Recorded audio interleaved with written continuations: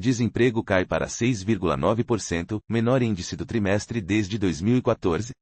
Dados foram divulgados nesta quarta-feira pelo IBGE. A taxa de desemprego no trimestre encerrado em junho caiu para 6,9%, esse é o menor resultado para um trimestre desde o terminado em janeiro de 2015, quando também marcou 6,9%. Observando apenas o período de 3 meses que vai até junho, é o menor resultado já registrado, se igualando a 2014. Os dados fazem parte da Pesquisa Nacional por Amostra de Domicílios, PNAD, contínua, divulgada nesta quarta-feira, 31, pelo Instituto Brasileiro de Geografia e Estatística, IBGE. No trimestre móvel anterior, fechado em março, a taxa de desemprego estava em 7,9%. Já no segundo trimestre de 2023, o índice era de 8%. A marca atingida em junho é menos da metade do pico da série histórica do IBGE, em março de 2021, quando a taxa alcançou 14,9%. À época, era o auge da pandemia de Covid-19. A série se inicia em 2012. O resultado mais baixo já registrado é de 6,3% em dezembro de 2013. No trimestre encerrado em junho, o número de pessoas que procuravam trabalho ficou em 7,5 milhões, o menor desde o trimestre encerrado em fevereiro de 2015.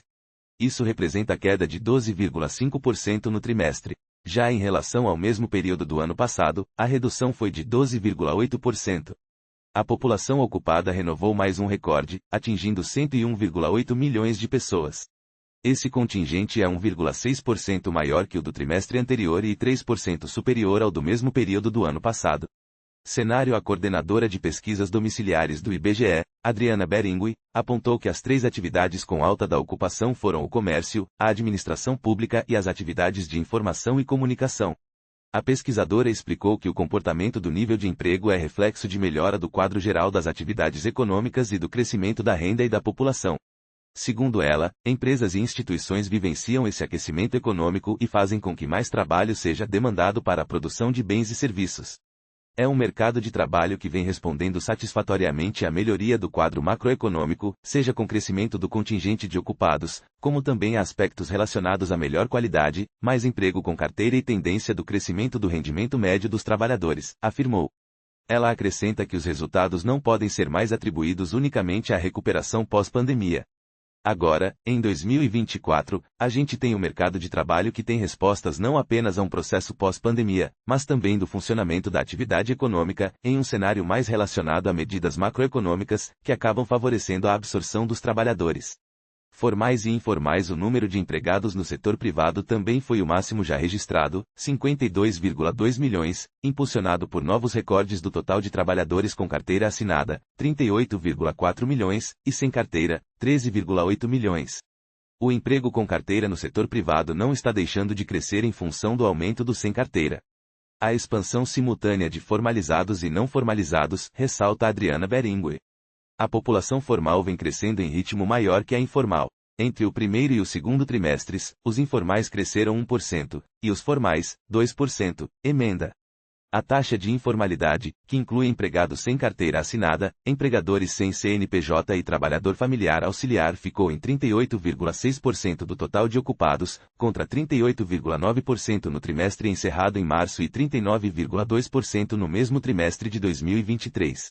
A PNAD mostra também o maior nível já registrado de trabalhadores que contribuíram para a Previdência.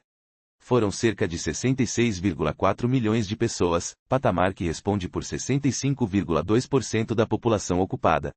Apesar do recorde em termos absolutos, a proporção de contribuintes fica ainda abaixo do ponto máximo da série, que foi 66,5% no segundo trimestre de 2020. Adriana Beringui explica que esse descasamento acontece porque, no processo de expansão do número de trabalhadores, há uma parcela de ocupados sem carteira assinada. Esse emprego sem carteira, normalmente, não tem associação com a contribuição previdenciária, explicou. A população desalentada, ou seja, aquela que desistiu de procurar emprego por pensar que não encontrará, recuou para 3,3 milhões no trimestre encerrado em junho.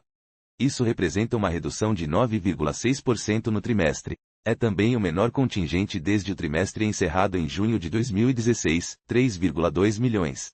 Rendimento no trimestre encerrado em junho. O rendimento médio do trabalhador foi de R$ 3.214, com alta de 1,8% no trimestre e de 5,8% na comparação anual. É também o maior desde o período de 3 meses encerrado em setembro de 2020. Com mais gente ocupada e aumento do rendimento médio, o Brasil teve no segundo trimestre de 2024 o recorde da massa de rendimentos, que chegou a 322,6 bilhões de reais. Esse é o total de dinheiro que os trabalhadores recebem para movimentar a economia com consumo e poupança. A pesquisa do IBGE apura o comportamento no mercado de trabalho para pessoas com 14 anos ou mais e leva em conta todas as formas de ocupação, seja emprego com ou sem carteira assinada, temporário e por conta própria, por exemplo. São visitados 211 mil domicílios em todos os estados e no Distrito Federal.